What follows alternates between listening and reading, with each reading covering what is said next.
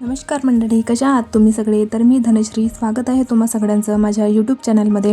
तर आज मी घेऊन आलेली आहे तुमच्यासाठी मस्तपैकी लेमन राईस, ते पण शिळ्या भातापासून बनवलेला. म्हणजे जसा आपण फोडणीचा भात बनवतो तशाच प्रकारे बनवायचा आहे, पण त्याच्यामध्ये लेमन ज्यूस ॲड करायचा आहे. तर जास्त वेळ न गमावता चला तर मग व्हिडिओला स्टार्ट करूया. आणि जर का व्हिडिओ आवडला तर लाईक आणि सबस्क्राईब करून घ्या. तर सगळ्यात आधी ना मी इथे रात्रीचा जो भात होता तो फोडून घेतलेला आहे आणि सोबतच इथे मिरची टमाटर वगैरे कापून घेतले आणि थोडंसं कढीपत्ता घेतलेला आहे आणि सोबतच इथे 2 चम्मच इतका मी लेमन ज्यूस घेतलेला आहे. कढईमध्ये तेल टाकून मी इथे तापायला ठेवून दिलेलं आहे. तर तेल गरम झालं की नाही ते चेक करून घ्यायचं आणि मग तेल गरम झालं की त्यामध्ये शेंगदाणे टाकून खरपूस असे भाजून घ्यायचे.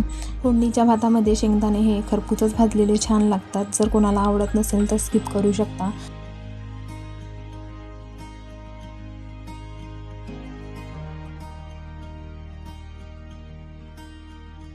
शेंगदाणे माझे इथे भाजून झालेले होते, तर ते शेंगदाणे मी इथे भातावर काढून घेतलेले आहे.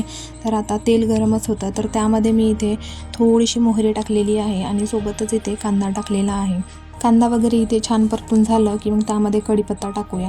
तर तेल इथे ना जास्त गरम होतं, त्यामुळे कांदे थोडे इथे जळल्यासारखे झाले, पण ते जळले नाही आहे, गोल्डन ब्राऊन झालेले आहेत. आणि इथे कढीपत्ता टाकून घेतला आणि सोबतच हिरव्या मिरच्या आणि टमाटरसुद्धा टाकून घेतलेले आहे.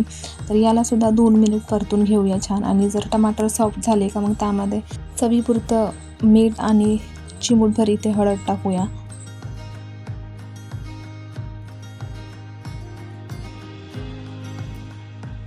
तर हळद आणि मीठ टाकून मी इथे हलवून घेतलं आणि सोबतच इथे मी 2 मिनिट झाकण ठेवून इथे शिजू देणार आहे. म्हणजे टमाटर इथे सॉफ्ट झाले पाहिजे म्हणून जास्त काही मी शिजू देणार नाही आहे.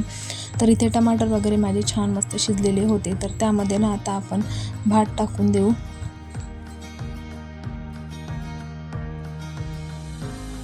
भात ना छान मोकळा मोकळा असला तर ना खूप छान लागतो आणि असा मोकळा मोकळा भात होतो, चिकट होत नाही. तर आता भाताला ना छान असं मिक्स करून घेऊया आणि मिक्स करून झालं की त्यामध्ये लेमन ज्यूस ॲड करूया. लेमन ज्यूस ॲड करून झालं की छान मस्त एकदा पुन्हा फिरवून घेऊ आणि झाकण ठेवून ना 2 मिनिट त्याला आपण वाफ येऊ देऊ. म्हणजे भात थोडा इथे शिळा होता तर थोडा कडक होता, त्यामुळे मी इथे सॉफ्ट येऊ देत आहे. इथे ना 2 मिनिट झालेले होते, तर झाकण काढून घेतलं आणि भात फिरवून घेतला आणि खरंच भात सॉफ्ट झालेला होता. जास्त काही इथे चिकट झालेला भात नाही आहे. पाणी वगैरे मी नाही टाकलं याच्यामध्ये. तर इथे ना आता सांबार टाकून घेऊया आणि सांबार वगैरे टाकून झालं की पुन्हा एकदा त्याला फिरवून घेऊ आणि मग नंतर तुम्हाला मी इथे प्लेटमध्ये काढून दाखवते भात की किती छान झाला आणि चव पण खूप मस्त छान होते.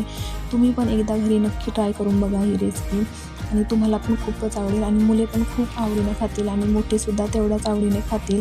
तर भेटूया पुढच्या व्हिडिओमध्ये. व्हिडिओ कसा वाटला ते तर तुम्ही मला कमेंट करून सांगा आणि जर व्हिडिओ आवडला तर लाईक आणि सबस्क्राईब करून घ्या.